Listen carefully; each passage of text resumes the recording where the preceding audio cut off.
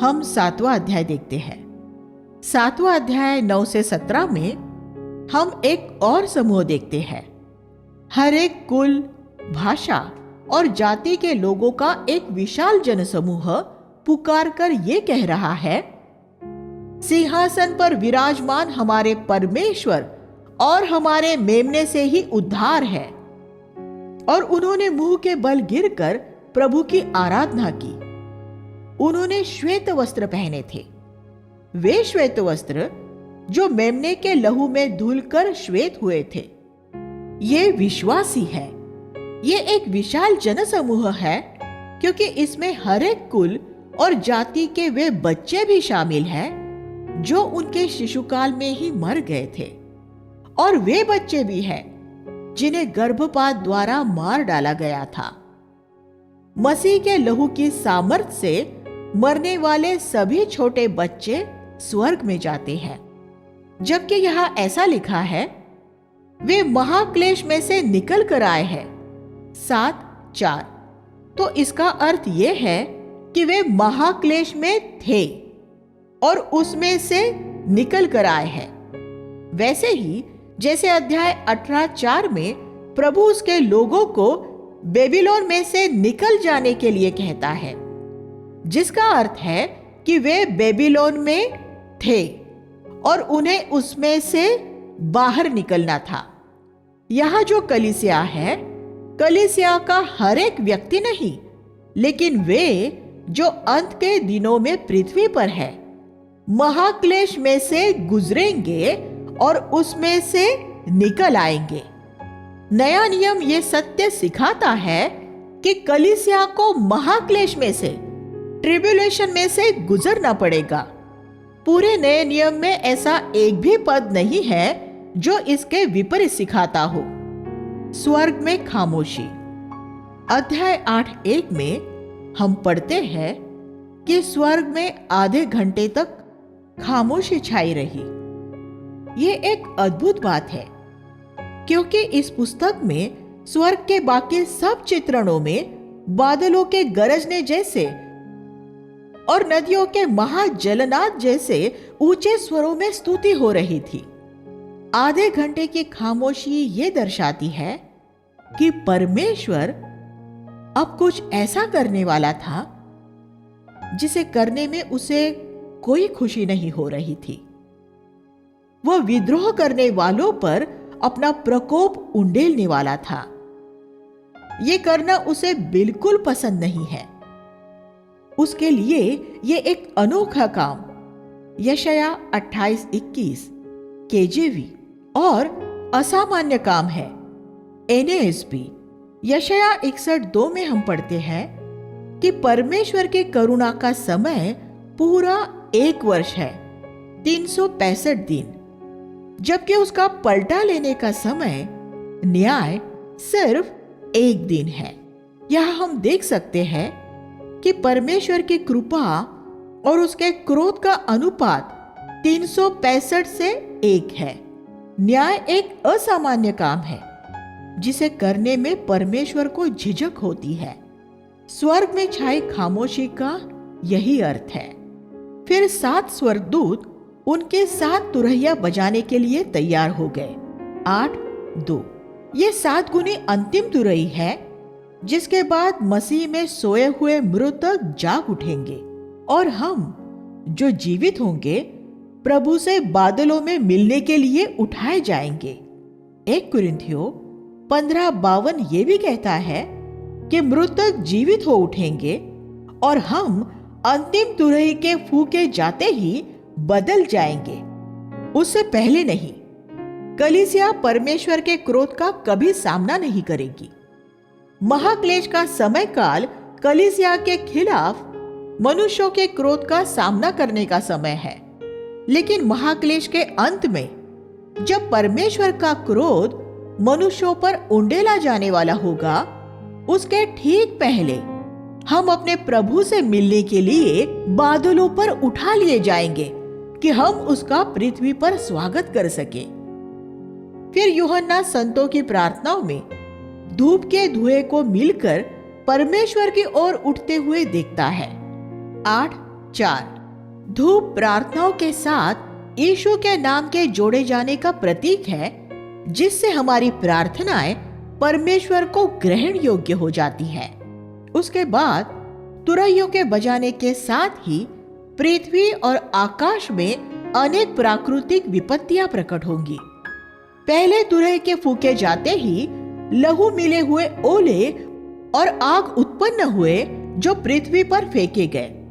जब दूसरी तुरही फूकी गई तब महापर्वतों के समान वस्तुएं समुद्र में डाली गई। 8:8 जब तीसरी तुरही फूकी गई तब आकाश से एक विशाल तारा समुद्रों और जल स्रोतों पर गिरा। और चौथी तुरही के फूके जाते ही सूर्य, चंद्रमा और तारों पर विपत्ति आई।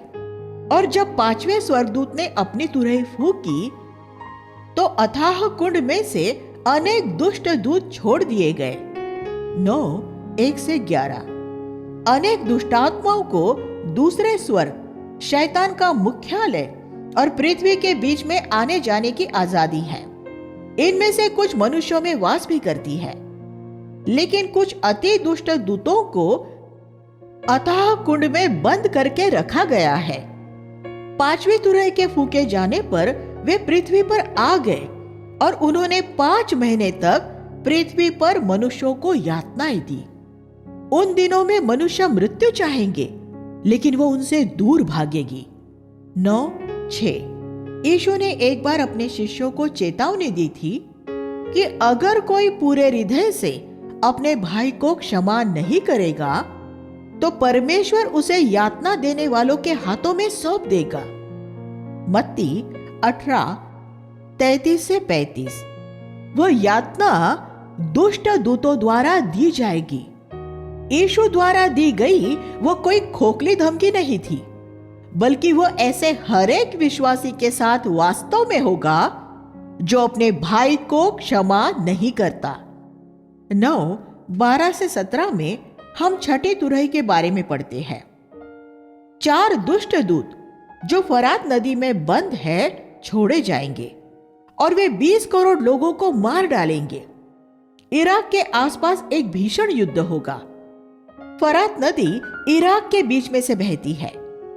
ये 2000 साल पहले लिखा गया था और हम आज इराक में व्यापक सशस्त्र संघर्ष होते हुए देख रहे हैं।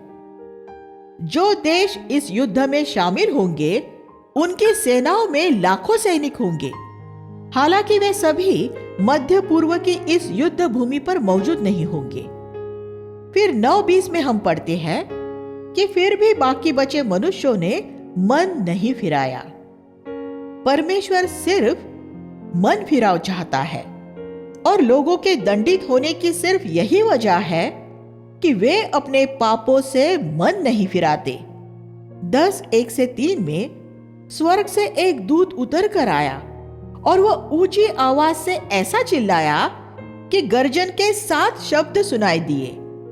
जब यूहन्ना वह लिखने लगा जो गर्जन के उन 7 शब्दों में से सुनाई दिया था, तो प्रभु ने उसे वह लिखने से रोक दिया।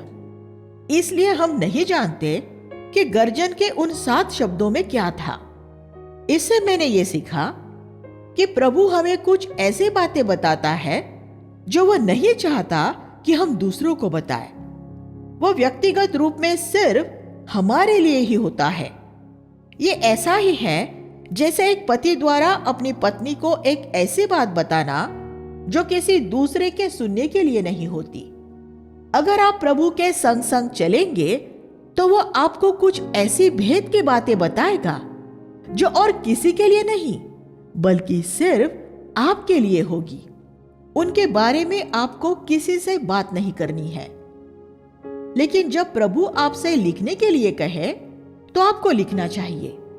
प्रभु ने यूहन्ना से कहा, जा उस स्वर्गदूत के हाथ से जो समुद्र और पृथ्वी के बीच में खड़ा है उस खुली हुई पुस्तक को लेकर उसे खा ले। वह तेरे मुंह में मधु सी मीठी लगेगी, लेकिन वह तेरे पेट को कड़वा कर देगी।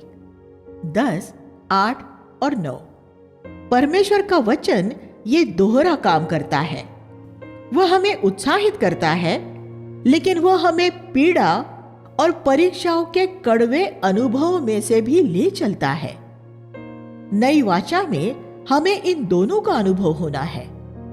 लेकिन पुरानी वाचा में जब एहेजकेल ने एक ऐसी ही पुस्तक खाई थी तो वह सिर्फ मीठी ही थी। एहेजकेल 3:3। परमेश्वर परीक्षाओं के बीच में हमें ऐसे आनंद से आनंदित करता है जो वर्णन से बाहर और महिमा से परिपूर्ण है। 1 पतरस 1:5-8। जब यूहन्ना ने पुस्तक को खा लिया और उसे यह दोहरा अनुभव हो गया तो प्रभु ने उससे नबूवत करने के लिए कहा। अब वह अपने अनुभव दूसरों के साथ बांट सकता था। कुछ ऐसी बातें हैं जो हम दूसरों को बता सकते हैं और कुछ ऐसी बातें होती है जो हम दूसरों को नहीं बता सकते। तब हम उन दिनों के बारे में पढ़ते हैं जब परमेश्वर का रहस्य पूरा हो जाएगा। परमेश्वर का रहस्य कलीसिया का मसीह की दुल्हन होना है। देखिए इफिसियों 5:31 और 32। महाक्लेश पूरा हो चुका है और अंतिम तुरही के फूके जाते ही कलीसिया आकाश में उठा ली जाएगी। 11:1 में यूहन्ना को परमेश्वर का मंदिर नापने के लिए कहा गया। परमेश्वर अपनी कलीसिया को नाप रहा है, लेकिन सिर्फ उन्हें जो महापवित्र स्थान में आराधना करते हैं। बाहरी आंगन वालों को अनदेखा किया गया है। 11:1 और 2। यरूशलेम 42 महीनों 1260 दिनों तक रौंदा जाएगा। 11:2। यह 7 साल के महाक्लेश के दूसरे अर्धभाग का अंत है। प्रभु ने दानियल को 490 साल के लिए नबूवत का वचन दिया था। दानियल 9:24 और 25, जिसमें एक दिन 1 वर्ष का प्रतीक था। उस समय काल में से 483 साल का समय राजा कुस्रू के यरूशलेम के पुनर्निर्माण का आदेश देने और यीशु के क्रूसीकरण तक पूरा हो गया था। दानियल 9:25 और 26। नबूवत के कालचक्र में दानियल और प्रकाशित वाक्य में 1 साल 360 दिन का गिना गया है। इस प्रकार 360 दिन वाले नबूवत के 483 साल 365 दिनों के 476 सौर्य वर्ष होते हैं। यरूशलेम के पुनर्निर्माण से यीशु के सूली पर चढ़ाए जाने तक ठीक 476 साल हुए थे। उस समय के बचे हुए 7 साल समय के अंत में पूरे होने के लिए आरक्षित कर दिए गए। वे युग के अंत में महाक्लेश के 7 साल के रूप में पूरे होंगे। दानियल 9:27। 7 साल की इस अवधि का दूसरा अर्धभाग महाक्लेश कहलाता है। 1260 दिन या 3.5 साल, उतना ही समय जितना यीशु ने अपनी सार्वजनिक सेवा में बिताया था। मसीह विरोधी इसकी नकल करेगा और पृथ्वी पर 3.5 साल तक प्रभुता करेगा। उस समय पृथ्वी पर प्रतीकात्मक रूप में 2 साक्षी होंगे, 11, 3 और 4। जकरिया ने भी ऐसे ही एक दर्शन में जैतून के 2 वृक्षों में से एक दीपदान में तेल उंडेले जाते हुए देखा था। जकरिया 4:11-13। ये अंत के दिनों में नबूवत की दोहरी सेवकाई के प्रतीक है। वे जब बोलते हैं तो उनके मुख में से आग निकलती है, जो प्रतीकात्मक रूप में उनके शत्रुओं का संहार करने के लिए है। उन्हें वर्षा बंद कर देने का और सारे जल स्रोतों को लहू में बदल देने का अधिकार दिया गया है। 11:6। ये सेवकाई मूसा और एलिया जैसी सेवकाई है जिन्होंने इसी तरह के चमत्कार किए थे, और अंततः जब वे अपनी सेवकाई पूरी कर लेंगे तो वे मार डाले जाएंगे। 11:7। ये एक अद्भुत सत्य है। प्रभु का एक सच्चा सेवक तब तक नहीं मारा जा सकता जब तक कि वह पृथ्वी पर अपनी सेवा पूरी नहीं कर लेता।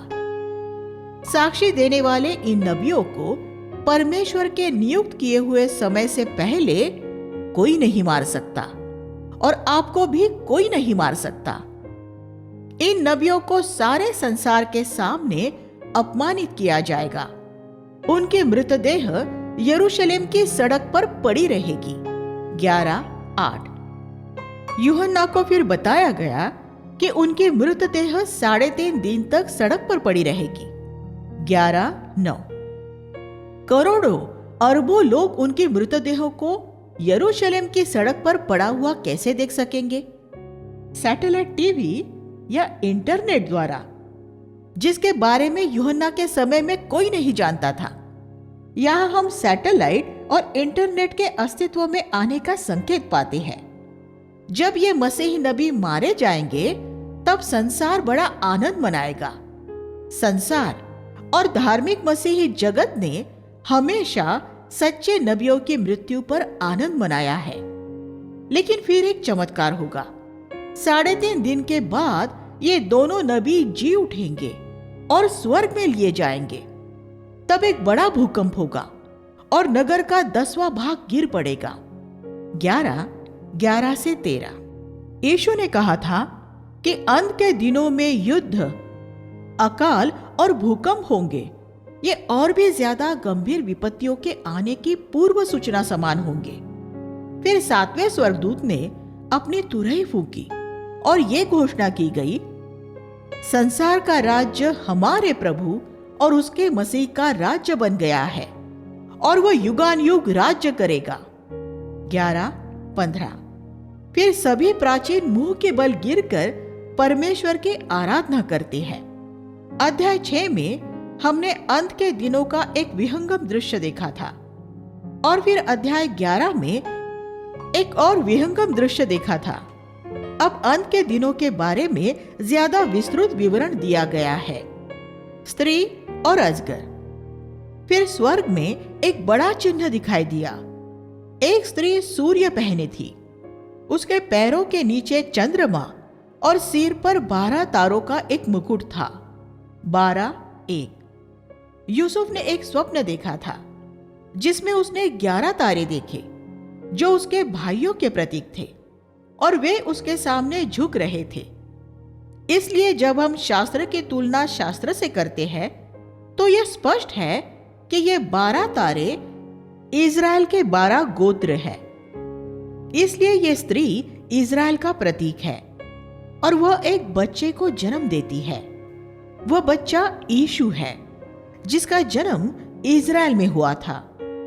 फिर हम अजगर, शैतान के बारे में पढ़ते हैं जो बहुत पहले 1/3 स्वर्गदूतों, आकाश के तारों को अपने साथ लेकर परमेश्वर से विद्रोह कर चुका था। 12:4। वे सब दुष्टात्माएं बन गए। इस पद से हम ये जान सकते हैं कि करोड़ों दूतों में 1/3 दूत दुष्टात्माएं बन गए हैं और 2/3 दूत अब भी परमेश्वर के प्रति विश्वास योग्य है। इसलिए ये याद रखें कि हमारे विरोध में रहने वाली हर एक दुष्टात्मा का सामना करने के लिए हमारे पक्ष में 2 स्वर्गदूत रहते हैं। अजगर स्त्री के इज़राइल के सामने खड़ा हो जाता है कि उस स्त्री के बच्चे का जन्म होते ही वो उसे निगल जाए। हेरोद ने बालक यीशु को मारने द्वारा यही कोशिश की थी, लेकिन वह सफल नहीं हुआ। वह बच्चा यीशु परमेश्वर और उसके सिंहासन के पास उठा लिया गया। 12:5। 12:7 से 10 में हम ये पढ़ते हैं कि कैसे शैतान को दूसरे स्वर्ग से नीचे फेंका गया, स्वर्गीय स्थानों से। इफिस 6:12। इससे बहुत पहले वह तीसरे स्वर्ग परमेश्वर की प्रत्यक्ष उपस्थिति से दूसरे स्वर्ग में फेंका गया था। अब वह वहां से पृथ्वी पर फेंका गया है। उसे सारे संसार को भरमाने वाला और भाइयों पर दोष लगाने वाला कहा गया है। वो परमेश्वर के सामने विश्वासियों पर रात दिन दोष लगाता है। 12:10। जो भी विश्वासियों पर दोष लगाता है वह शैतान के साथ मिल जाता है। हम दूसरे विश्वासियों की गलत शिक्षाओं का पर्दाफाश कर सकते हैं और उनसे असहमत हो सकते हैं, लेकिन हमें शैतान के साथ मिलकर कभी उन पर दोष नहीं लगाना चाहिए। 12-11 में हम 3 चरणों में शैतान पर जय पाने के तरीके पाते हैं। पहला, यीशु मसीह के लहू द्वारा। शैतान के दोषारोपण से हमें बिल्कुल कोई फर्क नहीं पड़ता, क्योंकि यीशु के लहू ने हमें सब पापों से शुद्ध कर दिया है। जब शैतान ऐसे किसी भी पाप के लिए हम पर दोष लगाए जो हमने पिछले दिनों में या काफी समय पहले किया हो, तो हमें एक सिद्ध विश्वास के साथ उससे कह देना चाहिए, यीशु के लहू ने मुझे सब पापों से शुद्ध किया है, इसलिए अब मुझ पर कोई दंड की आज्ञा नहीं है। दूसरा, हमारे साक्षी के वचन द्वारा। हमें शैतान को नियमित रूप से यह कहते रहना चाहिए कि वह हमारे प्रभु द्वारा सूली पर हराया जा चुका है और उसका हम पर कोई अधिकार नहीं है, और इसलिए हमें उसका कोई डर नहीं है, क्योंकि वह परमेश्वर की अनुमति के बिना हमें नहीं छू सकता। अगर हम साहस के साथ शैतान के सामने साक्षी का शब्द बोलते रहेंगे, तो हम उस पर लगातार जय पाते रहेंगे। तीसरा, हमारे स्वयं खुदी के जीवन से प्रेम न करने बल्कि उसे मृत्यु के हवाले करने द्वारा। गलातियों 5:24।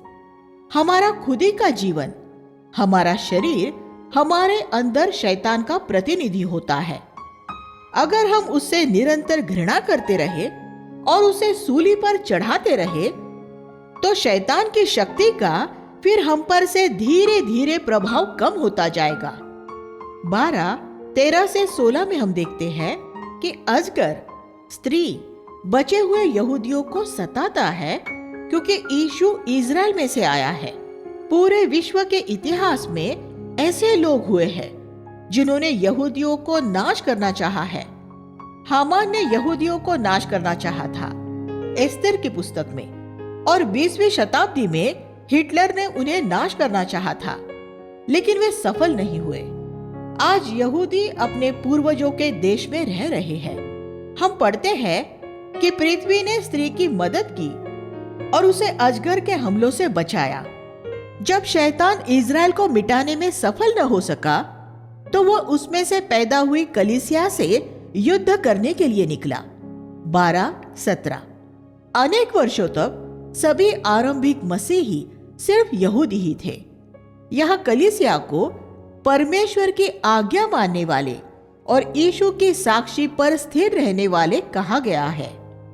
सच्ची कलीसिया का ये दोहरा चिन्ह है। 2 पशु। 13:1 में हम एक 10 सींगों वाले पशु को समुद्र से निकलते हुए देखते हैं। ये मसीह विरोधी के प्रकट होने का चित्र है। हम देखते हैं कि अजगर उसका समर्थन करता है। लोग मसीह विरोधी की आराधना करते हैं। वह चालाकी से धोखा देकर मसीह के जी उठने की नकल करता है। 13:3। एक घातक घाव के बाद भी वह चंगा हो जाता है, और उसके चंगा हो जाने से सारा जगत विस्मित हो जाता है। वह असल में मरा ही नहीं था, और इसलिए वह मृत्यु में से नहीं जी उठा था। सिर्फ मसीह ही मृत्यु में से जी उठा है, लेकिन मसीह विरोधी जी उठने की नकल करेगा। वह अहंकार से भरे और ईश निंदक शब्द बोलता है। 13:5। वह अपना मुंह खोलता है और परमेश्वर की निंदा करता है। 13:6। उसे पवित्र लोगों से युद्ध करने और उन पर विजय पाने का अधिकार दिया गया है, उनकी देह पर प्रबल होने का अधिकार। 13:7। शैतान और उसके दूत हमारी देह पर प्रबल होकर हमें मार सकते हैं, लेकिन वह हमारी आत्माओं पर प्रबल नहीं हो सकता। हम यहाँ ये देखते हैं कि उन दिनों में मसीह विरोधी द्वारा अनेक संतों को मार डाला जाएगा। ये साबित करता है कि मसीह विरोधी के दिनों में पृथ्वी पर संत विश्वासी मौजूद होंगे, और ये महाक्लेश के समय पृथ्वी पर कलीसिया के मौजूद होने का एक और प्रमाण है। जय पाने वाले परमेश्वर का आत्मिक कमांडो दल उन दिनों में साहस के साथ उसके लिए खड़ा रहेगा। जिसके पास सत्य को सुनने वाले कान हो वो सुने। 13:8 में हम ये पढ़ते हैं कि सभी पृथ्वीवासी, मतलब वे जिनके मन पृथ्वी की बातों पर लगे हैं, मसीह विरोधी की आराधना करेंगे। लेकिन जिनके नाम जीवन की पुस्तक में लिखे हैं वे उसकी आराधना नहीं करेंगे। ये वे जय पाने वाले हैं जिनके मन पृथ्वी की बातों पर नहीं लगे हैं। ये एक और ऐसा कथन है जो ये प्रमाणित करता है कि महाक्लेश के समय पृथ्वी पर ऐसे विश्वासी मौजूद होंगे जो मसीह विरोधी का सामना करेंगे। ये एक हैरानी की बात है कि ऐसे स्पष्ट कथनों के बावजूद आज भी ऐसा मानने वाले लोग हैं कि कलीसिया महाक्लेश से पहले गुप्त रूप में उठा ली जाएगी। जब एक बार एक गलत शिक्षा का प्रचारक विश्वासियों के मन भ्रमित कर देते हैं तो पवित्र शास्त्र में साफ देख लेने पर भी उनके लिए अपने विचार बदलना मुश्किल हो जाता है। ऐसा करने के लिए नम्रता, ईमानदारी और बड़े साहस की जरूरत होती है। फिर मसीह विरोधी का साथ देने के लिए समुद्र में से एक और पशु निकलता है। 13:11 ये झूठा नबी है। ये शैतान की झूठी त्रिएकता है। शैतान स्वामी, मसीह विरोधी, राजनैतिक अगुआ और झूठा नबी धार्मिक अगुआ, धर्म, राजनीति और शैतान मिलकर फिर कलीसिया को सताते हैं। इस नए पशु के मेमने जैसे सिंग है। वह मसीह का अनुयायी होने का दिखावा करता है। ये एक ऐसा धार्मिक अगुआ हो सकता है जो यीशु मसीह के सच्चे विश्वासियों को सताता है। इतिहास मसीह जगत के ऐसे बहुत से अगुओं, रोमन कैथोलिक और प्रोटेस्टेंट दोनों के बारे में बताता है जिन्होंने बीती शताब्दियों में मसीह के सच्चे अनुयायियों को सताया है और आज भी सता रहे हैं।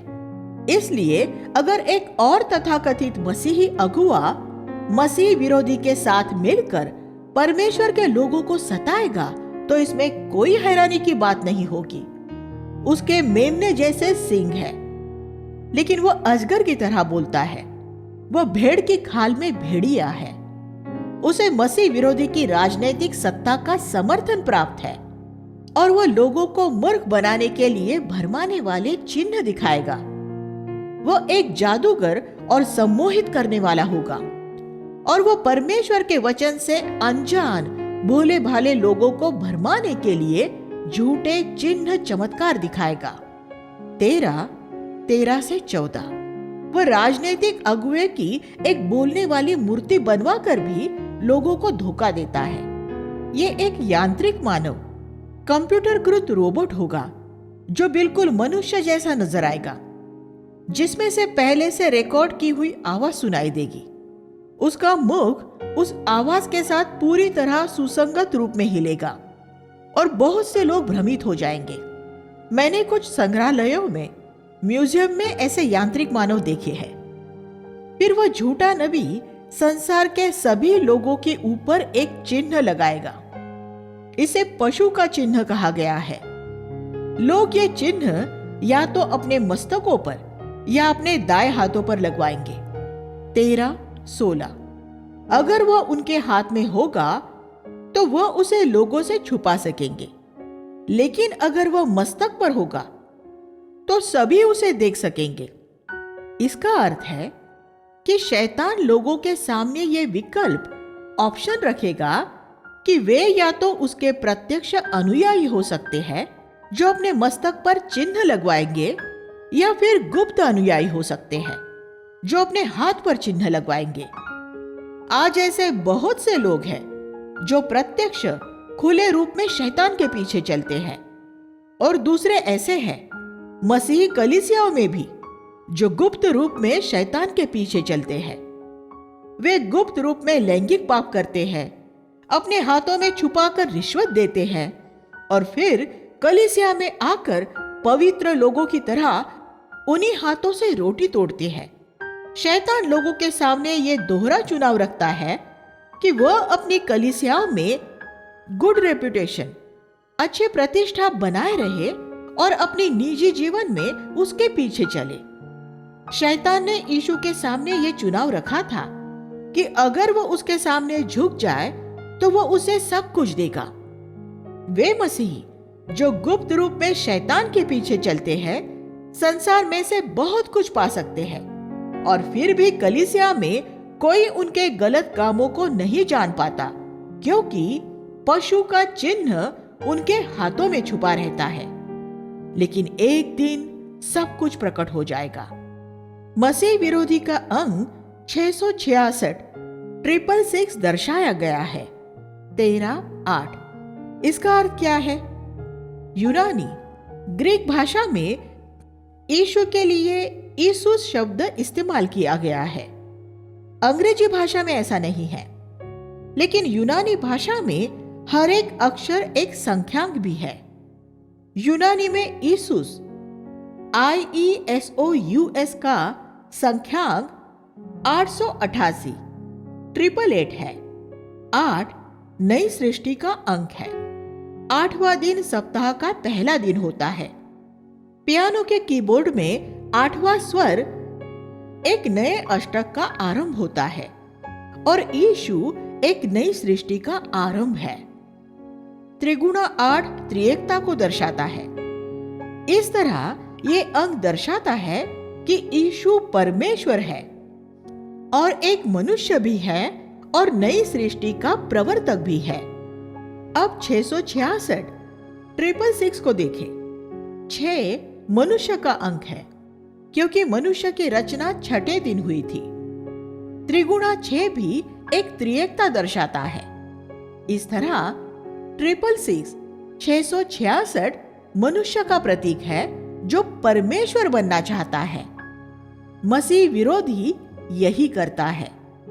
मसीह विरोधी तथाकथित ईश्वर या पूज्य कहलाने वाली हर एक वस्तु का विरोध करता है और अपने आप को उन सब से ऊंचा ठहराता है, और यहाँ तक कि वह परमेश्वर के मंदिर में बैठकर स्वयं को परमेश्वर प्रदर्शित करता है। 2 थिस्सलुनीकियों 2:4। एक दिन जब हम ये जान लेंगे कि मसीह विरोधी कौन है और आप उसके नाम का यूनानी में संख्यांक देखेंगे, तो आप पाएंगे कि उसका कुल योग 666 666 है। यीशु के अनुयायी 14वां अध्याय 1 से 5 में हम यीशु के अनुयायियों के बारे में पढ़ते हैं, लेकिन उनके और मसीह विरोधी के अनुयायियों के बीच फर्क देखें। यीशु के अनुयायियों को उनके हाथ पर चिन्ह लगवाने का विकल्प ऑप्शन नहीं दिया गया है। उनका चिन्ह सिर्फ उनके मस्तक पर ही हो सकता है। दूसरे शब्दों में, आप गुप्त में मसीह के शिष्य नहीं हो सकते। आप या तो मसीह के प्रत्यक्ष अनुयायी होंगे या उसके अनुयायी ही नहीं होंगे। आप शैतान के एक गुप्त अनुयायी हो सकते हैं, लेकिन यीशु के गुप्त अनुयायी नहीं हो सकते। 1,44,000 का जो अंक यहाँ दर्शाया गया है, वह भी एक प्रतीकात्मक अंक है। ये अंक लोगों की उस संख्या के सामने बहुत छोटा है जिसे गिना भी नहीं जा सकता, जिसका अध्याय 7 में उल्लेख किया गया है। ये दर्शाता है कि जिस विशाल जनसमूह के पाप क्षमा हुए हैं, उनमें से बहुत कम ऐसे हैं जो मेमने के पीछे पीछे जहां कहीं वह जाता है चलते हैं। 14:5। जीवन का मार्ग, जैसा यीशु ने कहा था, बहुत संकरा है और बहुत थोड़े हैं जो उसे पाते हैं। मत्ती 7:14। बहुत कम है जो सूली का मार्ग चुनते हैं। ये छोटा समूह एक नया गीत गाता है, मसीह के प्रति भक्ति का एक ऐसा गीत जो उन्होंने स्वर्ग जाने से पहले पृथ्वी पर ही सीखा था। 14:3। आप मसीह के प्रति भक्ति का ये गीत स्वर्ग में जाने के बाद नहीं सीख सकते। वह गीत यही पृथ्वी पर रहते हुए ही सीखना पड़ता है। इस समूह के बारे में यह भी कहा गया है कि उनके मुख में कोई झूठ नहीं पाया गया था। 14:5। इसलिए इस समूह में प्रवेश करने के लिए एक व्यक्ति को अपने जीवन में से सारे झूठ, सारे दिखावे और सारे पाखंड को दूर करना होगा। ये यीशु के सच्चे अनुयायी है, यीशु मसीह की दुल्हन। इन्हें पृथ्वी पर से मोल लिया गया था। 14:3, जिसका अर्थ है कि उन्होंने इस पृथ्वी के प्रति लगाव से छुटकारा पा लिया था। उनके बारे में यह भी लिखा है कि उन्होंने अपने आप को स्त्रियों के साथ भ्रष्ट नहीं किया क्योंकि वे कुंवारे हैं। 14:4, इसका अर्थ है कि उन्होंने अपने आप को वेश्या बेबीलोन से बचा कर रखा था। सांसारिक मसीहत, जिसके बारे में हम अध्याय 17 और 18 में और अधिक जानेंगे।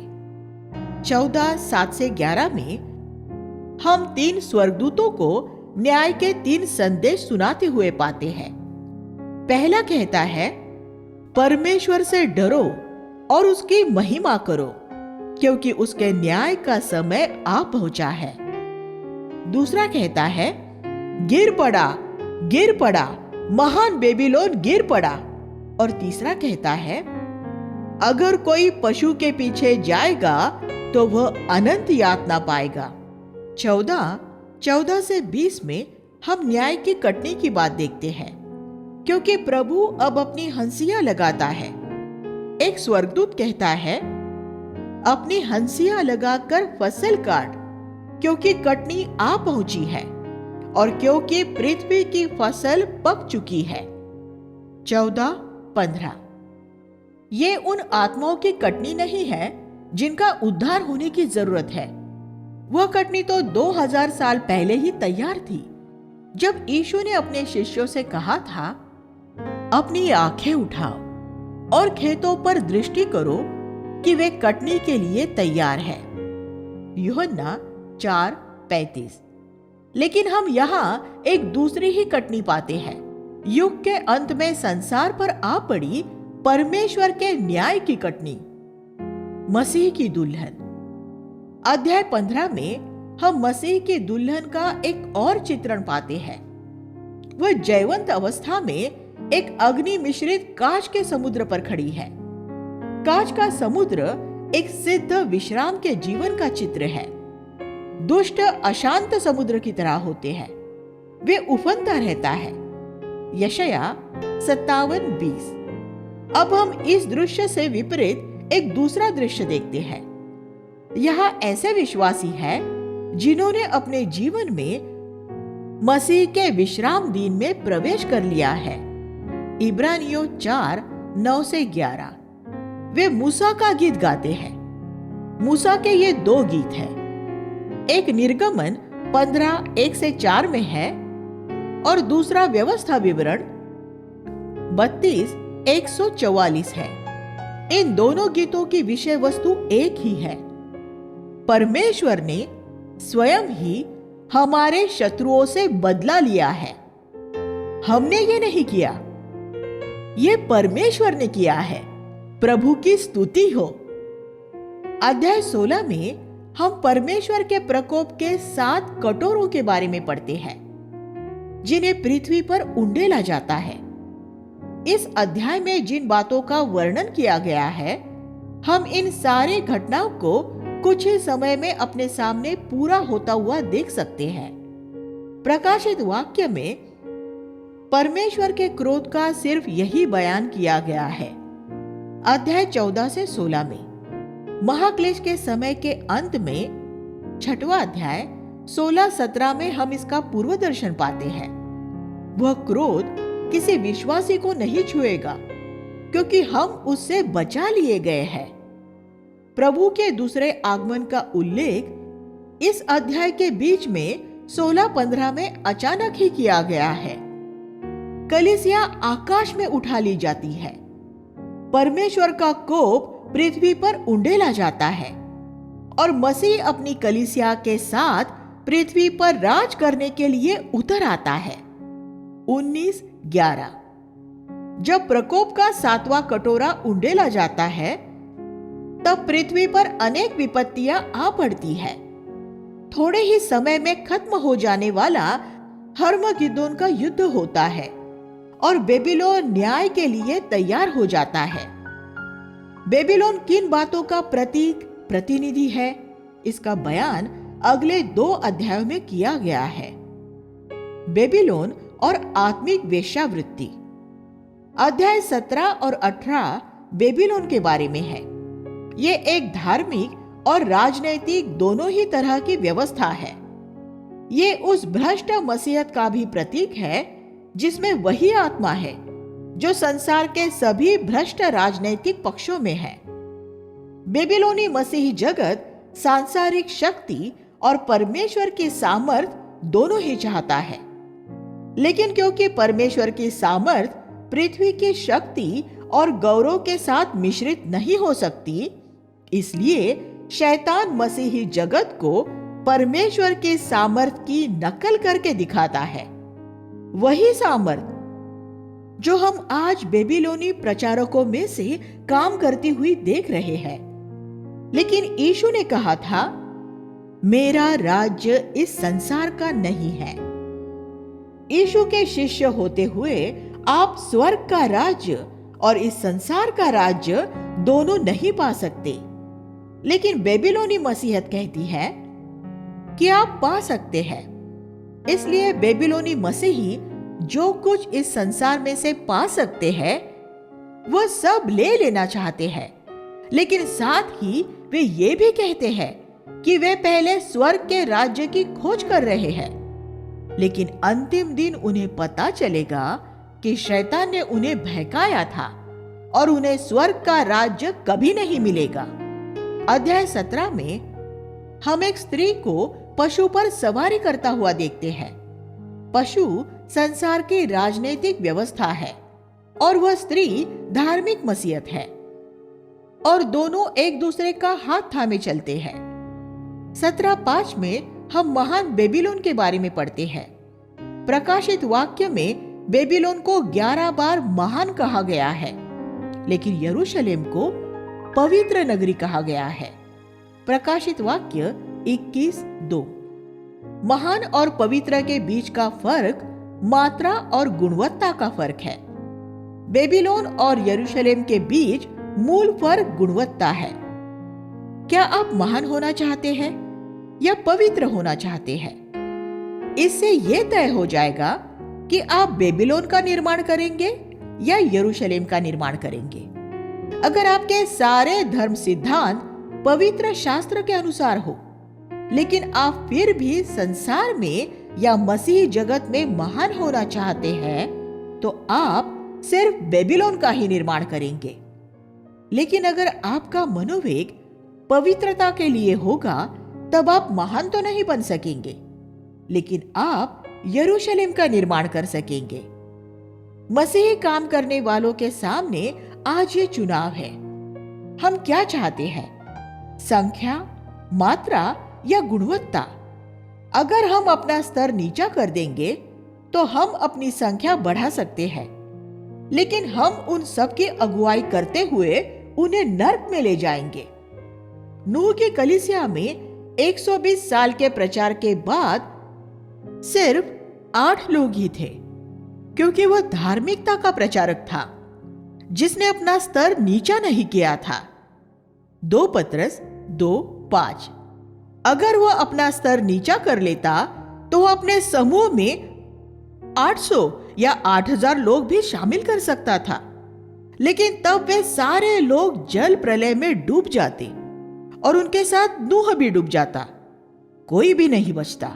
परमेश्वर का धन्यवाद हो कि नूह ने संख्या पर नहीं, गुणवत्ता पर ध्यान दिया था।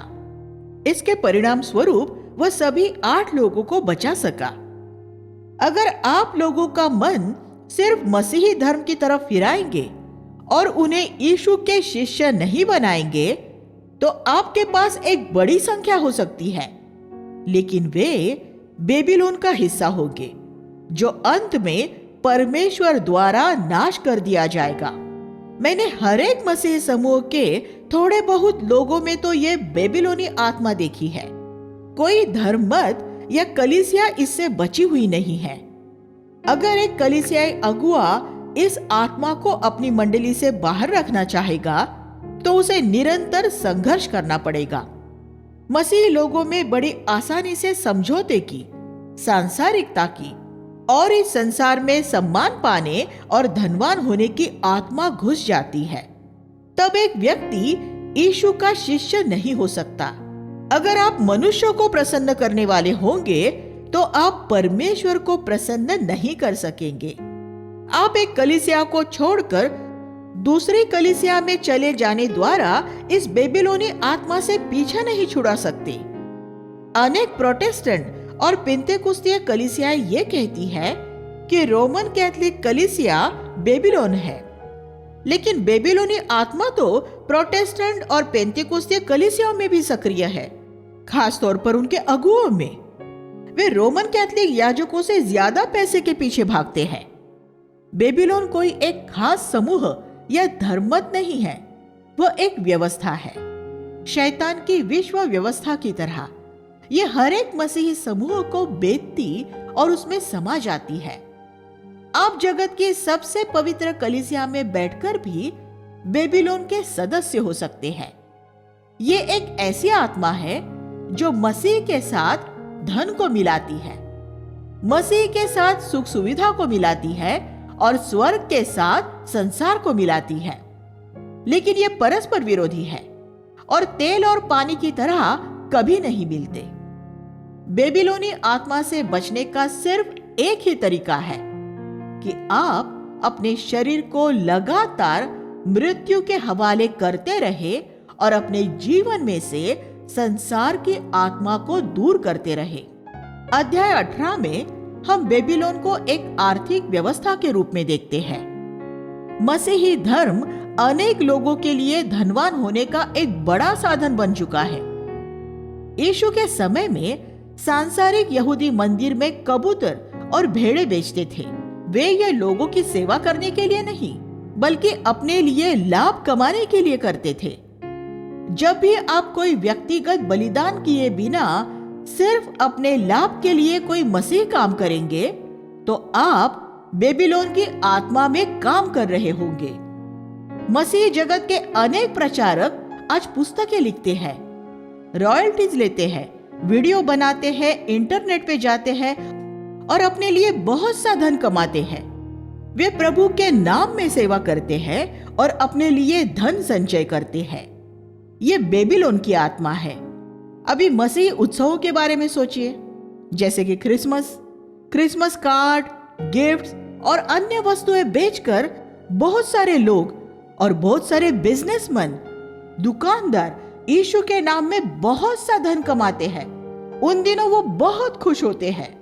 परमेश्वर के सच्चे नबी इस भ्रष्ट व्यवस्था के खिलाफ खड़े होंगे और ये घोषित करेंगे कि प्रेरितों ने प्रभु की इस तरह सेवा नहीं की थी। नया नियम ये जरूर सिखाता है कि जो प्रभु की सेवा करते हैं वे ऐसे लोगों द्वारा उपहार स्वीकार कर सकते हैं जो स्वेच्छा से उन्हें भेंट देते हैं। लेकिन अगर आप मसीही काम कर रहे हैं और इसमें आप उससे ज्यादा कमाई कर रहे हैं जो किसी सांसारिक काम धंधे में करते, तो आप बेबीलोनी आत्मा से प्रभावित हैं। अनेक मसीही जितनी कमाई एक सांसारिक काम धंधे में कर पाते, वे उनके मसीही काम द्वारा उससे 5 से 10 गुना ज्यादा धन कमा रहे हैं और उन्हें लगता है कि वे प्रभु की सेवा कर रहे हैं।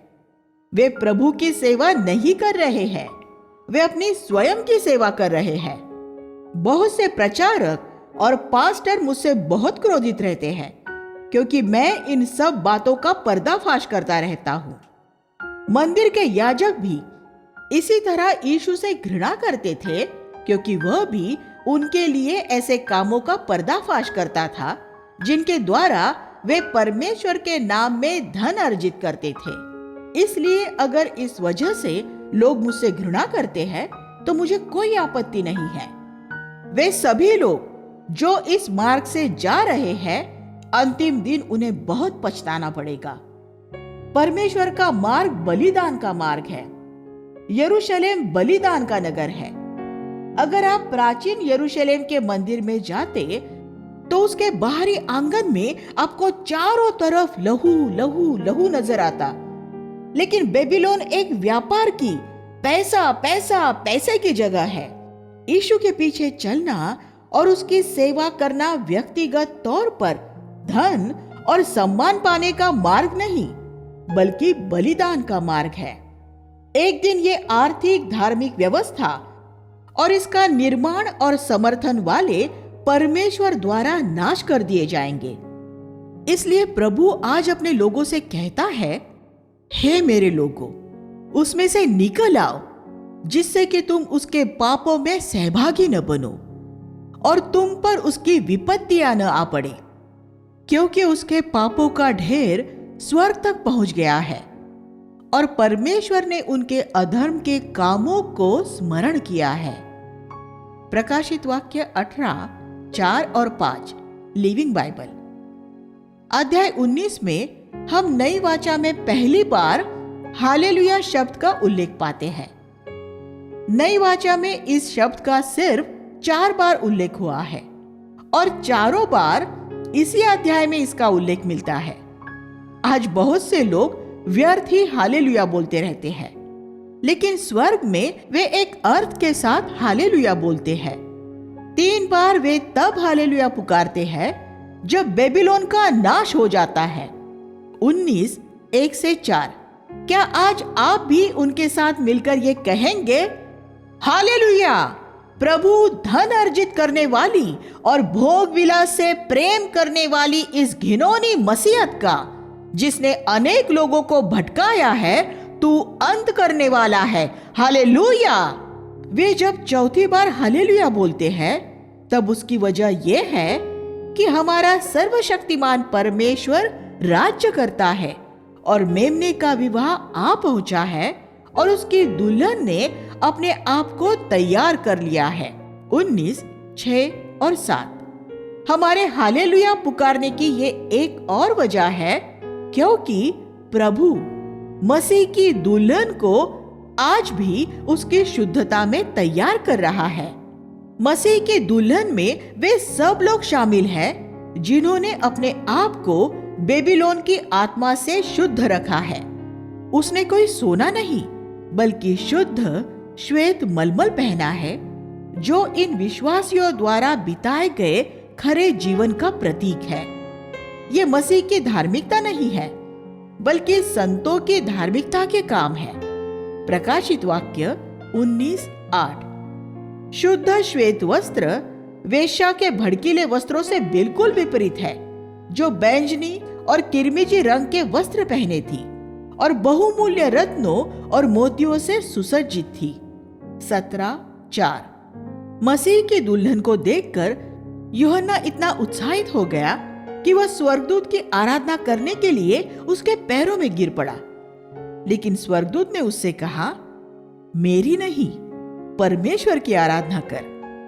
तब हम एक योद्धा के रूप में मसीह को उन सभी संतों के साथ पृथ्वी पर लौटते हुए देखते हैं, जो पृथ्वी पर उसका स्वागत करने के लिए उससे आकाश के बादलों में मिलते हैं। 19:11-16। वह अपना राज्य स्थापित करने के लिए आ रहा है। यहाँ हर्मगिदोन के युद्ध का एक संक्षिप्त विवरण है। 19:17-21। तब मसीह विरोधी और झूठा नबी आग की झील में डाल दिए जाते हैं। 19:20। आग की झील में सबसे पहले यही डाले जाएंगे। आग की झील अधोलोक से बड़ा नरक है। 1000 वर्ष का राज्य। अध्याय 20 में हम पढ़ते हैं कि पृथ्वी पर यीशु के राज्यकाल में शैतान को बांधकर 1000 वर्ष के लिए एक अथाह कुंड में बंद कर दिया जाता है।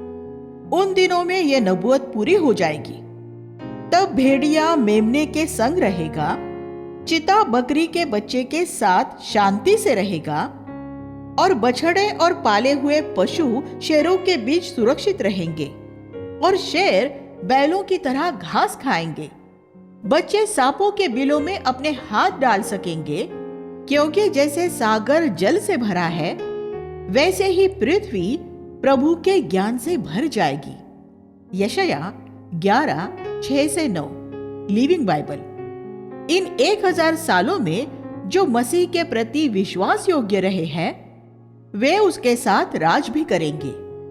यह शैतान का एक संक्षिप्त इतिहास दिया गया है।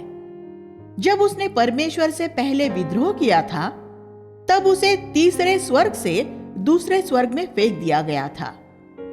एक दिन उसे दूसरे स्वर्ग से पृथ्वी पर फेंक दिया जाएगा, जैसा हमने अध्याय 12 में देखा था। यहाँ हम देखते हैं कि उसे पृथ्वी पर से अथाह कुंड में फेंका जाता है। 1000 साल के बाद वह थोड़े समय के लिए छोड़ा जाएगा, फिर वह आग के झील में फेंका जाएगा, तब उसका पूरा अंत हो जाएगा। हम यहाँ मृतकों का पहला जी उठना देखते हैं। धर्मियों का जी उठना 20:6।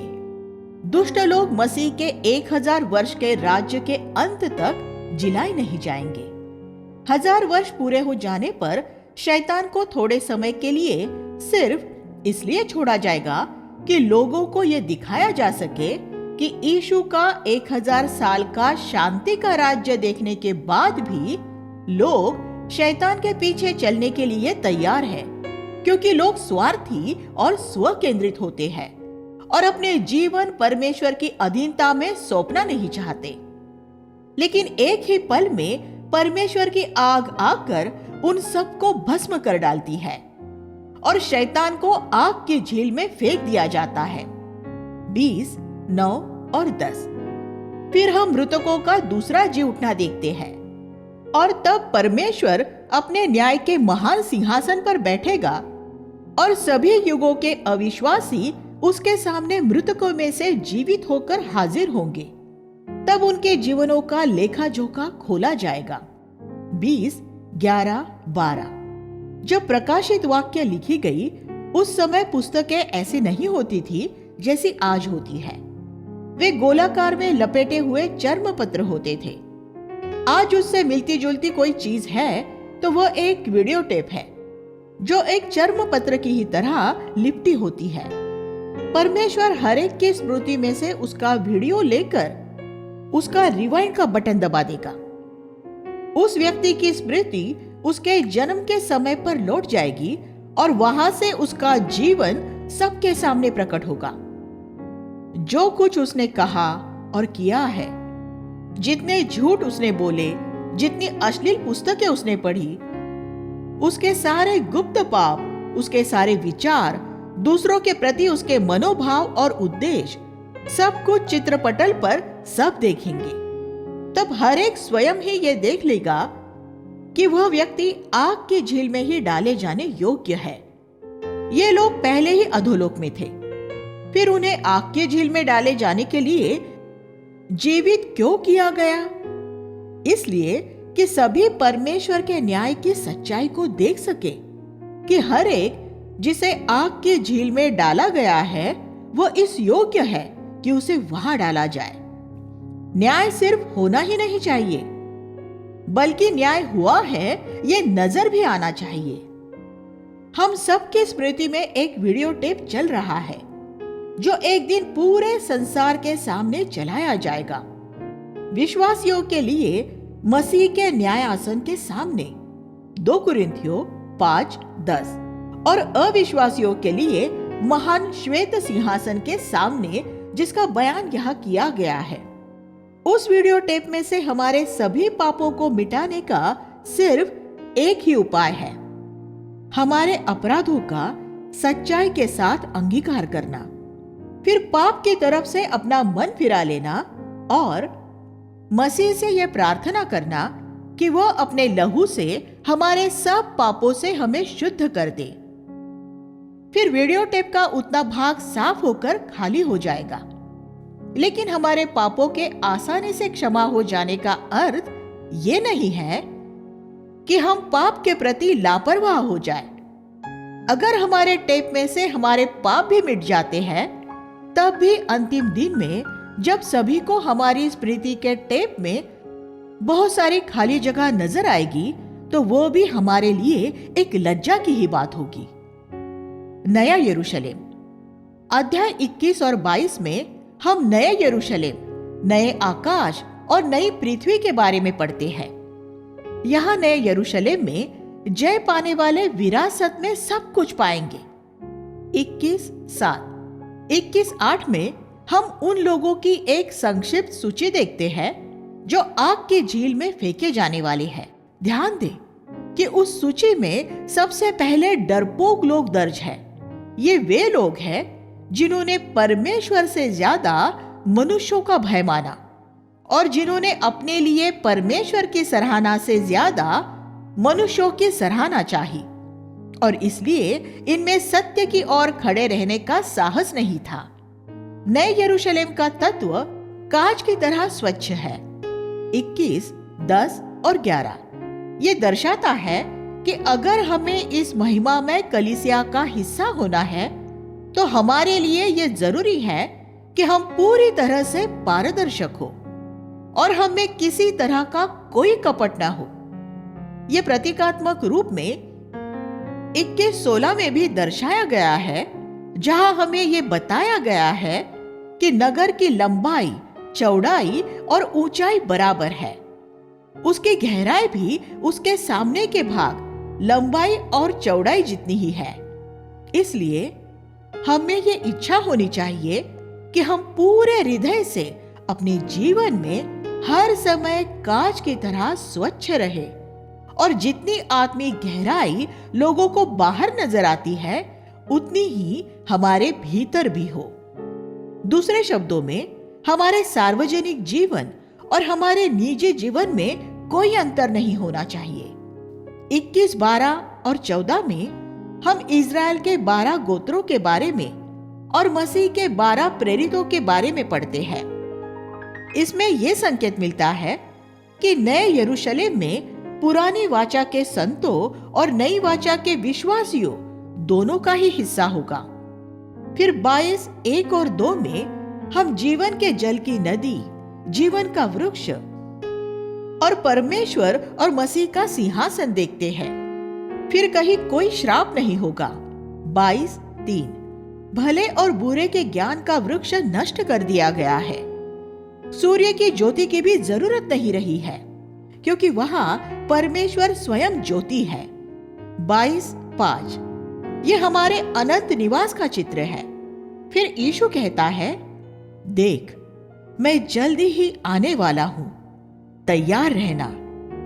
और धन्य है वो जो इस पुस्तक की नबुवत के वचन को मानता है। 22, 7 यूहन्ना इतना उत्तेजित हो जाता है कि वह दोबारा से स्वर्गदूत की आराधना करने के लिए उसके पैरों में गिर पड़ता है। यूहन्ना यह गलती दूसरी बार करता है, लेकिन स्वर्गदूत उसे फिर कहता है कि परमेश्वर की आराधना कर। 22, 8 और 9 22, 11 में हम एक अद्भुत उपदेश पाते हैं। जो अन्याय करता है वह अन्याय ही करता रहे और जो अशुद्ध है वह अशुद्ध ही बना रहे। क्या आप ऐसा सोच सकते हैं कि पवित्र बाइबल अपने अंतिम पृष्ठों में अन्याय करते रहने और अशुद्ध बने रहने का उपदेश दे सकती है? इसका अर्थ यही है कि पूरी बाइबल पढ़ने के बाद और उसके अंतिम पृष्ठ पर पहुंचने के बाद भी अगर आप फिर भी अन्याय करना और अशुद्ध बने रहना चाहते हैं, तब परमेश्वर कहता है कि फिर तुम अन्याय करते रहो और अशुद्ध बने रहो, क्योंकि फिर भी पश्चाताप नहीं किया तो तुम्हारे लिए कोई आशा नहीं है। हम अब अंतिम दिनों में रह रहे हैं। प्रभु जल्दी ही आने वाला है और वह हर एक मनुष्य को उसके कामों के अनुसार प्रतिफल देगा। 22, 12 22, 15 में झूठ के खिलाफ अंतिम चेतावनी दी गई है। वचन और कर्म दोनों में पाया जाने वाला झूठ। बाइबल में हम जो पहला पाप पाते हैं वह झूठ है, जब शैतान ने हव्वा से कहा कि वह नहीं मरेगी। उत्पत्ति 3, 4 बाइबल के अंत में जिस पाप का उल्लेख है वह भी झूठ है। इससे हम जान सकते हैं कि झूठ और पाखंड कितने गंभीर पाप है। मसीह की दुल्हन में वे लोग हैं जिन्होंने अपने आप को झूठ बोलने की आदत से मुक्त कर लिया है। प्रकाशित वाक्य 14, 5 बाइबल का संदेश पूरा होने से पहले ईश्वरीय जीवन के प्यासे सभी लोगों को एक अंतिम आमंत्रण दिया गया है कि वे आए और बिना मूल्य अनंत जीवन पाए। 22:17। प्रकाशित वाक्य में 2 आमंत्रण हैं। अविश्वासियों को उद्धार पाने के लिए आमंत्रित किया गया है और विश्वासियों को जय पाने के लिए उत्साहित किया गया है। और इस पुस्तक में कुछ भी बढ़ाने और घटाने वाले व्यक्ति को भी एक अंतिम चेतावनी दी गई है। 22, 18 और 19। बाइबल का समापन यीशु के पृथ्वी पर लौटने 22, 20 और प्रेरित यूहन्ना के इन शब्दों के साथ होता है। प्रभु यीशु मसीह की कृपा सब लोगों के साथ रहे, आमीन। 22, 21। पुरानी वाचा में अंतिम शब्द श्राप है, मलाकी 4, 6। और नई वाचा में अंतिम शब्द कृपा के बारे में है। यहाँ हम पुरानी वाचा और नई वाचा के बीच फर्क देख सकते हैं। इस तरह हम बाइबल के समापन पर पहुंचते हैं। हमने क्योंकि बाइबल का अंत देख लिया है, इसलिए हम जानते हैं कि शैतान का अंत कहाँ होने वाला है, आग की झील में। इसलिए शैतान जब भी आप पर आरोप लगाए और आपको सताए तो साहस के साथ उससे कह दे, मैंने बाइबल का अंतिम अध्याय पढ़ लिया है और मुझे मालूम है कि अंत में तेरा क्या होने वाला है। जब शैतान आपको आपका बीता हुआ समय याद दिलाए तो आप उसे उसका आने वाला समय याद दिला देना। हम सब जानते हैं कि हम अंत में कहाँ होंगे। हमेशा के लिए अपने स्वर्गीय पिता और यीशु के साथ और संतों और स्वर्गदूतों के साथ हम स्वर्ग में होंगे। इस बात से हमें हर समय बड़ा उत्साह मिलना चाहिए। एक उदाहरण के साथ हम समाप्त करेंगे। मान लीजिए कि आपके देश और एक दूसरे देश के बीच में क्रिकेट का मैच हो रहा है और आपने उस मैच में टीवी पर आपके देश की टीम को जीतते हुए देखा है। आपका एक मित्र जिसने मैच नहीं देखा था और जिसे उसके परिणाम के बारे में मालूम नहीं है, कुछ घंटों के बाद उसी मैच का रिप्ले देखता है। आप भी उसके साथ बैठकर मैच देखते हैं। रिप्ले में जब कभी आपकी टीम का प्रदर्शन खराब होने लगता है तो आपका मित्र तनाव में आ जाता है और उसे ऐसा लगता है कि आपके देश की टीम हार जाएगी, लेकिन आप पूरी तरह से शांत हैं क्योंकि आप उसका परिणाम पहले से ही जानते हैं, क्योंकि आपको पता है टीम जीतेगी या हारेगी। इस उदाहरण को शैतान के साथ अपनी लड़ाई पर लागू करके देखें। इसमें आप देख सकते हैं कि कुछ विश्वासी तनाव में आ जाते हैं, निराश हो जाते हैं और बड़ी चिंता में पड़ जाते हैं, जबकि कुछ विश्वासी शांत रहते हैं। शांत रहने वालों ने पहले ही अंतिम परिणाम देख लिया है। उन्होंने प्रकाशित वाक्य पढ़कर उसमें लिखी बातों पर विश्वास कर लिया है कि शैतान पहले ही सूली पर हार गया है और अंत में उसे आग की झील में फेंक दिया जाएगा। अंत में यीशु और संत जय पाते हैं। इसलिए अगर शैतान अभी यहाँ वहां कुछ लड़ाइयां जीत भी लेता है तो भी हमें विचलित होने की कोई जरूरत नहीं है, क्योंकि हम जानते हैं कि वह पहले से ही युद्ध हार चुका है। प्रभु की स्तुति हो। प्रकाशित वाक्य की पुस्तक के अधिक विस्तृत विवरण के लिए मेरी पुस्तक द फाइनल ट्रायम्फ, अंतिम विजय पढ़ें, जिसमें मैंने पूरी पुस्तक की एक एक पदानुसार व्याख्या की है। आप उसे ऑनलाइन भी पढ़ सकते हैं। आइए हम प्रार्थना करें। हे स्वर्गीय पिता, आपके वचनों के लिए हम अपने दिल से आपका धन्यवाद करते हैं। जब हम भविष्य की तरफ देखते हैं, ये हमें आशा देते हैं कि यीशु मसीह ने विजय प्राप्त की है। वो प्रभुओं के प्रभु है, राजाओं के राजा है। शैतान पराजित हुआ है, हमारे पापों की क्षमा हुई है। यीशु के लहू ने हमारे सारे पापों से हमें शुद्ध कर दिया है। हमें भविष्य के लिए आशा मिली है कि हम जीवित परमेश्वर के पुत्र और कन्याएं हैं, और हमें आशा मिली है कि जब आप बादलों पर आओगे तब हमें आपके साथ ले जाओगे हमेशा के लिए। हम आपकी स्तुति और धन्यवाद करते हैं प्रभु। हम यीशु के नाम में प्रार्थना करते हैं, आमीन।